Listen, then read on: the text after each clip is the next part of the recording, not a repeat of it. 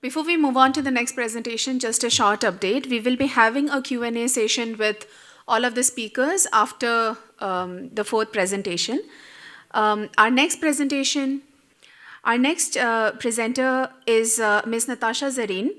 Natasha is a social entrepreneur and environmental leader with extensive experience in solid waste management, river restoration, and climate-resilient urban systems. As co-founder of EcoSattva Environmental Solution, she leads projects that provide holistic solutions, integrating ecological sewage treatment with ecoscaping. Thank you so much for that introduction and for having me here. We will begin. I will keep it short. I'm also a little low on energy, so please bear with me. And I will wait for your questions later. I'm going to talk about nature-based solutions or the work that we're doing through the Kham River restoration. You've heard about it briefly. It's a river, it's a Nalla, it's a feeder river. And as you can see, it's not just my organization. There are multiple organizations and stakeholders that have come together to execute this project. These are just some of the government and private partners involved.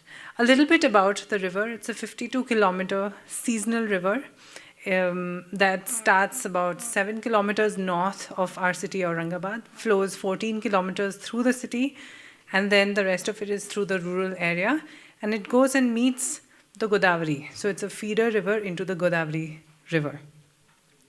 And as you can see, there are a number of monuments, historical monuments that were built on its banks. Historical accounts show that it was a very important river for our city when it was established. However, this was the condition of the place that we started in, of the river. You can see there's sewage, there's garbage, there's not much of a floodplain area. There was land mining, soil mining, you name it. You know, all the activities that shouldn't take place on a river were being done. And this is not just the story of the Kham, it's the story of most of our seasonal rivers in India and indeed in many parts of the world. So of course, when we think of a river, everyone thinks of a beautiful flowing river, lots of water, right? The Indus, the Ganga. And then when you think of a Nalla, you think of, a sewer, a drain. But Nalla is, as has been discussed today, it is a seasonal river. It's a very important ecological aspect of the city. And this is the Kham just 7 kilometers before it enters the river. And this is, 7 kilometers before this picture, it was that picture. So that's what the Nalla looks like before it enters the city, and this is what we do to it as it flows through the city. So, of course, when we're looking at Nallahs, and there are multiple order streams, right? The first, second, third, fourth, fifth, and this has been discussed, right? Sewage flowing through sewage lines, rainwater flowing through stormwater drains, that's what we need, but that's not what we have in our cities. We have crumbling infrastructure, ecology is all but squeezed out, there's a solid waste problem, there's a silting problem, there's a flooding problem, all of this coming together, and it just feels like, where do you even start? How do you even tackle such a complicated issue? Do you just take one part of it and see the best you can do with it, or do you look at it holistically? And quite frankly, when we started, we didn't know how this was to be done. We worked on waste management before, and waste management, and Maria is here, she had really helped us also understand how, we learned a lot of it from Bangalore, by the way, on how to handle waste and how to look at waste as a system. And so we were doing this in our city in Aurangabad, and that's how we used the same processes for working on the river and understanding why we had the challenges that we did. And so we saw that complex web of problems as really an opportunity for solutions. We don't have open green spaces in our cities. We don't have land left for open green spaces. But if you look at the Nalla closely, there is land available that can be turned into green corridors. We have sewerage systems, they're broken. So if we can fix them, connect them, we can have sewage flowing through sewage lines and rainwater through the Nallas and rivers. So, with a very basic, simple idea on how to start and where to go, what our North Star should be, and we let the river kind of teach us, and that's how we proceeded. And it's what we call the boat ramp method. It's multiple steps that have to be broken down, and we need to have baseline assessments. Our cities the data is missing, incomplete, or sometimes false. So we need to have our own baseline assessments done, and we have our methods to do that. Every city must keep doing baseline assessments every year of wetlands, rivers, solid waste systems, onboarding and orientation of various stakeholders. While we're into waste management and river and lake restoration and green cover management, we're also into stakeholder management and project management, which somehow generally doesn't get discussed or talked about, but it is absolutely essential to get any such project off the ground, let alone continue it for 5 years with multiple changes in leadership of pretty much every government body that's involved. You can imagine municipal commissioners change. A river flows through so many different territories and so many different jurisdictions, the heads of which keep changing, the second in line, the third in line, there's flux all the time. So there has to be some stability lent to such projects, and that comes from an anchor partner. And I think Bangalore is blessed with a number of fantastic anchor partners, which we hope will get support from the city. There's Pani Foundation that's here, pani.org Foundation, that's also doing immense work. So onboarding and orientation, training and resource mapping, where is the funding going to come from, blended finance, what are we going to do with the CSR, how do we use that effectively to harness more government funds? All of this needs to be planned, and it can be done. That's what our project, and that's what the Kham River showed us. Recycling and recovery. So river restoration is not only about the water quality, right? It's multiple things that go into it, which have been discussed, so I won't go into the details of it. But recycling and recovery for the solid waste and the liquid waste, the rejuvenation and restoration, actual work on ground for the river and the spring restoration, and of course rewilding and planting. And then we have awareness campaign, getting residents to own this. What has happened is our Nallahs, there's a complete disconnect. Like I said, right, the reason why I started with this image of a river is people think of rivers as, only the Ganga or only the Godavari, which they don't even really go and see very often. And everything else is a Nalla. It's dirty. It's meant to take away garbage and sewage, meant to, hold your nose and drive past quickly. That needs to change. We need to change the perception of what a Nalla is. And so it's essential to get citizen engagement. And I cannot stress the last point more, monitoring and maintenance continuously. This job is never going to be over. It's going to constantly need monitoring and maintenance. We have to invest in systems and processes for monitoring and maintenance. When we're planning budgets, monitoring and maintenance needs to be a major part of the budget planning, which generally it is not. So we have an app again. The on-ground reality showed us that we need to incorporate tech, and that's how we've built tech to incorporate into this, whether it's the boat ramp process on how to restore the river, or the monitoring of the river, or now even community engagement, which I will talk about later if I have questions. So again, whenever tech is available, we have to use it. We did detailed orthophoto drone surveys to find out exactly where the sewage was coming in from. Solid waste enters in from every bridge over the Nalla, whether it's a first order, second order, third order stream. That's the point where people will come and throw their daily garbage, their large, mattresses, their, chicken waste, whatever. All of that comes in through the bridges, so we have to tackle those. So we get detailed insights if we use the tech that's easily available. I'm not an engineer. I don't have a background in software or IT, but I know what kind of information we need to seek, and we're able to get the expertise to do it. So it's important to invest in that. I won't go into the details of what exactly we did, but dredging, desilting, pitching wherever erosion is likely, wherever there is excessive flooding likely, all of that needs to be taken into account. For the first time, thanks to partnering with NIUA for the URMP, our city, through this project, has incorporated the red line and blue line, which is the floodplain boundaries of the river, into the city plan, the actual city plan. So now we can see not just a line depicting the river, but actually the extent of the river. Do I have 5 minutes left or 5 minutes done? 5 minutes left, okay.